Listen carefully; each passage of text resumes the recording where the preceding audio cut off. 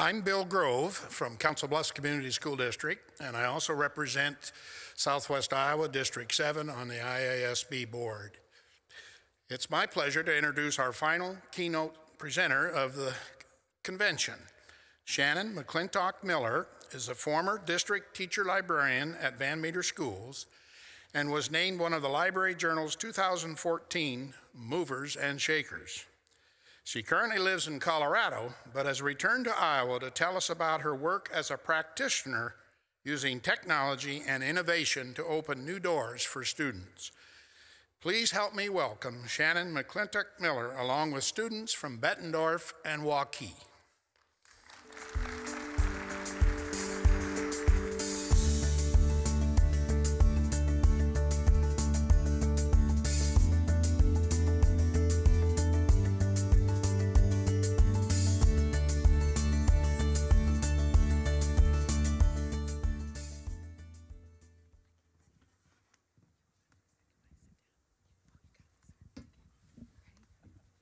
Hi there. How's everybody doing? It's late in the day, right? So we're on this stage, and we're going to tell you how you can be the change that you want to see within your schools. We're going to tell you a little bit about the voice that I've experienced and the voice of these kids sitting next to me. So my story starts at Van Meter Community School in Van Meter, where I was the teacher librarian there for 7 years.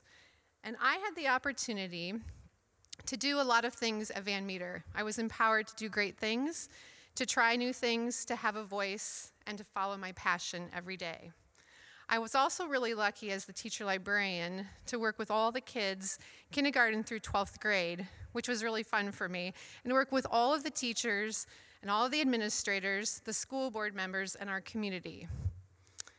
A couple years ago, I was asked to give a presentation on an online K-12 conference.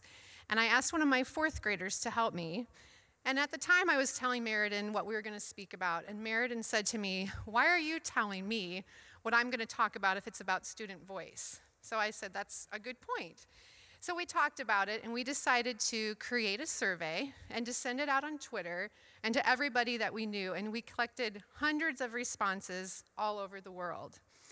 And so the big question that I asked was, what would happen if we asked our students, what is important to you? And this is what they told us. They told us to let us be connected. Let us have experiences. Let us create. Let us teach. Let us collaborate.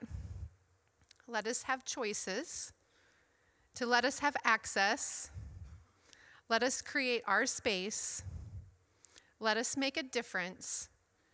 And most of all, to let us have a voice. So today you're going to hear the story of 8 voices. The first one is from Gunnar, and he was a kindergartner last year at Van Meter. And Gunnar was one of these kids that, even though I talked to him a lot, he never really spoke to me, never smiled a lot, and I really couldn't engage him in too many things in the library and in his classroom. And we did a project, an animal research project, that was a really big deal. It was the 2nd year, and it was a big PBL project. And so I wanted to think of a way that I could really connect the kids and get them excited about their learning. So I asked my friend Seymour Simon, who is a very famous nonfiction author, to Skype in with the kids and to help us when we created their guiding questions. And so Seymour talked to every one of the kids, and when Gunnar got up to talk to Seymour, Gunnar was just upset, wasn't smiling, and he said, "I got a snake, but I don't want to research a snake. I want to research a woolly mammoth." And so Seymour said, "Well, why don't you?" And he said, "My teacher said that I couldn't." And so we told his teacher, "Let him do it." And so she let him do it, and Gunnar looked at us and he said, "I promise that I will prove that the woolly mammoth walked across Iowa." So they researched and they did all this work with their parents and at home and in the library and their classroom. And Gunnar proved that the woolly mammoth did not walk across Iowa. But the cool thing is that it brought him a voice, because every time I saw him, he was connected to me and he asked me questions and told me what he was learning still week after week about the woolly mammoth. So that experience proved to me that it's so important for us to let our kids have a voice. The second story is about my son Hagen, and Hagen was in 3rd grade last year.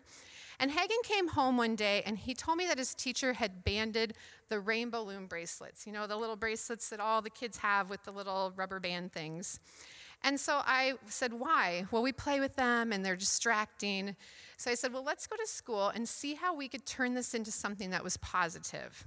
So we went to school the next day and I talked to the third graders and we decided to do this big research project. And we got into groups and we researched and we talked about inquiry and guiding questions and we Skyped with EasyBib to teach us citations, all kinds of things to make it into a really rich project. And we started talking about it on Twitter and on my blog and on Facebook, and a publishing company in New York heard what we were doing and saw all the bracelets and said they wanted to partner with us so they could find a place that we could send all these bracelets to. And they had a place that was in India, in an orphanage. And so the kids now had this big purpose, that they were going to start collecting bracelets from everybody in the school. But they also connected with a graphic artist, with the publishing company, and they started something called Banding Together. And within days, they had a Facebook page and a Tumblr, and they were sending things out everywhere and collecting literally millions of bracelets from around the world. So that project proved to me that it's really important for us to listen to the kids and let them have a voice. The last story is about my friend Luke. Luke is a junior this year. And when Luke came to Van Meter, every time I saw Luke, he would sing to me. And I was the library girl, and I don't know where Darren is, but Darren Derflinger was the bald guy. Sorry, Darren. And that's how he would address me and sing, and that was his voice. Luke is autistic, and so this is something that made him comfortable, and that was his voice.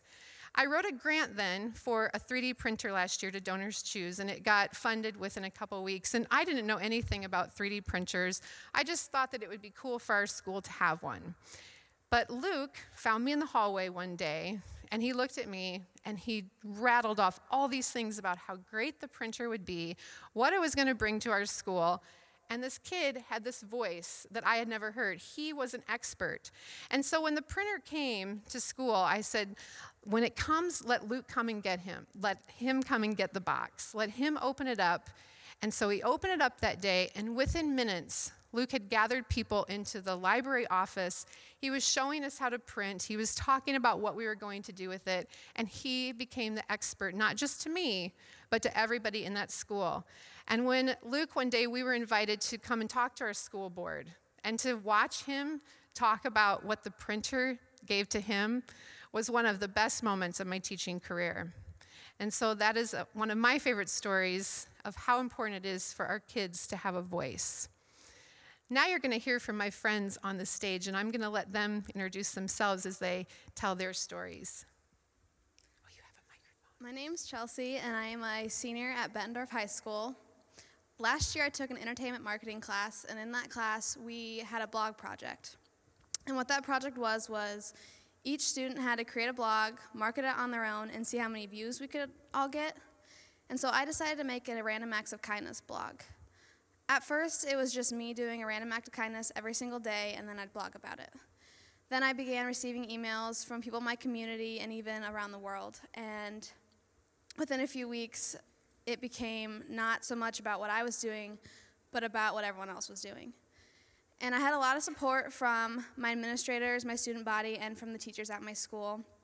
They began doing things with the blog in mind. One of the things that they did was start High Five Friday, and it was just kind of like a celebration that it was Friday and finally the weekend. And now that I'm a senior, I'll be graduating, and so I'm able to pass the blog off to a organization in my school that has created a Random Acts of Kindness committee for this blog.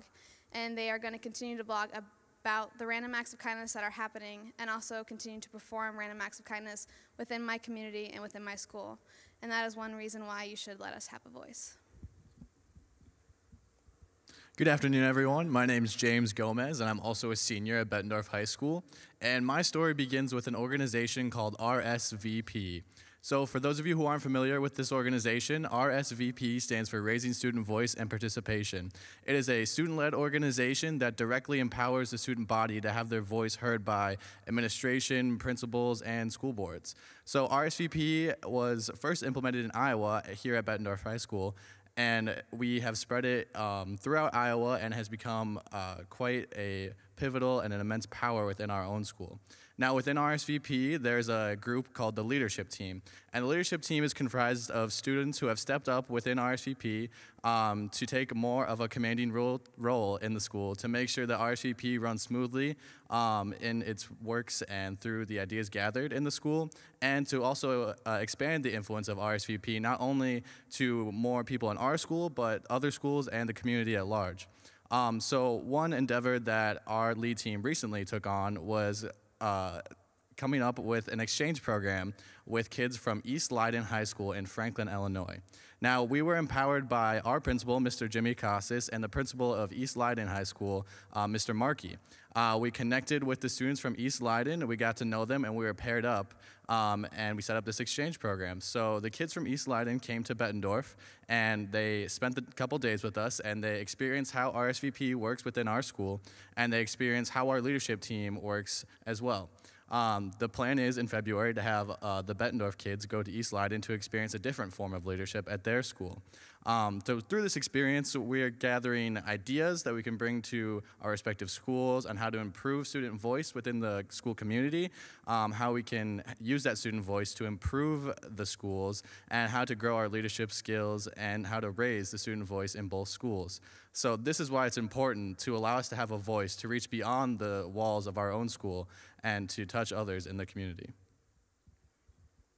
Hi, I'm Archie Weindruck, and I'm a senior at Bettendorf High School. And my story starts sophomore year, which was the first year after our high school tag teacher had retired. So with her gone, the program ended. There was nothing. We just suddenly lost out on this amazing, enriching environment where we'd have deep discussions about relevant and controversial social issues. We'd bring in experts, and we'd try to reach consensus. And those of us in the class really felt like we were missing out, and that such a key, engaging aspect of our education was just missing. So we decided we were going to try to do something about it. And we started off with the idea just to have a student-led tag program. We'd meet once a month in the morning and just try to continue these same engaging discussions and ideas. Well, that crashed and burned pretty quickly. We realized that without the guidance of our teacher, we didn't have much direction. We didn't have a vision. And without a vision, it's impossible to take steps to achieve anything. So we took this conundrum to our principal, Mr. Casas. We met with him, and we explained that we wanted to have a tag class.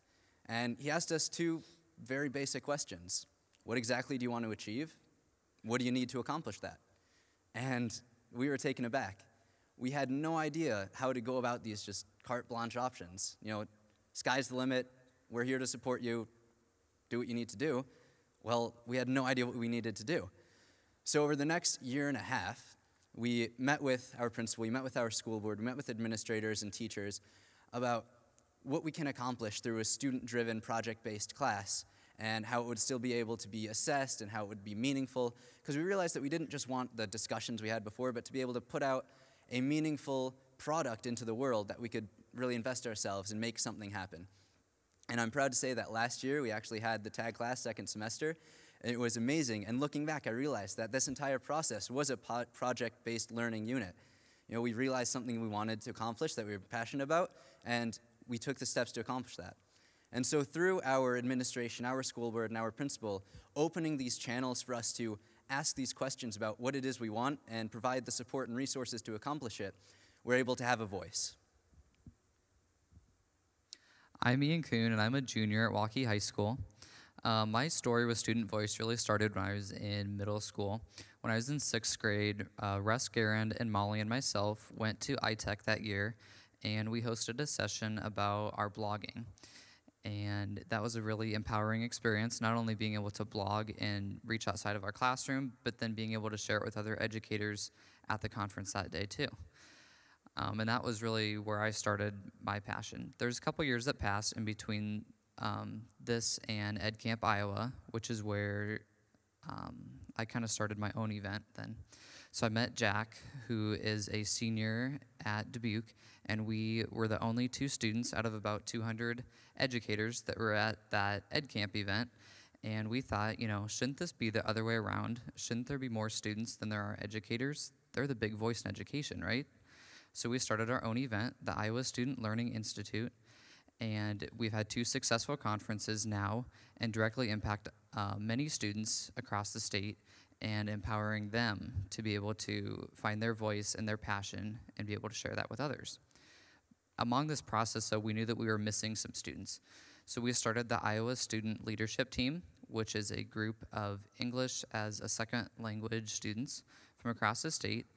And they have been very influential and the most inspiring part of my story, from what they are sharing with educators, and that these are voices that you would not have otherwise been able to hear from unless persuaded and coaxed out of them that we did.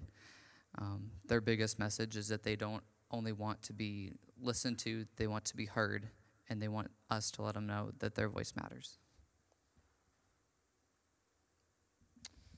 Hi everyone, how are you? Okay, there we go. I'm Ryan Berg, I'm also a senior at Bettendorf High School. And in the spirit of Thanksgiving, I'd like to express gratitude to my school for empowering me. Through various leadership organizations, I've been granted the opportunity to share ideas and work towards the actualization of those ideas. This intimate knowledge of and experience with student voice has been extremely important in the development of my own character. Simply knowing that I have the power to influence my environment, to positively impact everyone I come in contact with on a day-to-day basis has been incredible. It's opened my eyes to who I am, who I can be, and who I want to be. I think it's important to note that the implications of giving a student a voice extend beyond the classroom. Because of student voice, I discovered a passion for service. Because of student voice, I'm a volunteer of over 2 years at Gilda's Club of the Quad Cities, an organization devoted to, the support of cancer patients and their families. So I implore you, please, don't challenge students. That's right, don't challenge them. Give them the opportunity to challenge themselves. Don't demand that they contribute, but help them to contribute to their schools and their communities. Do so by letting them have a voice. Thank you.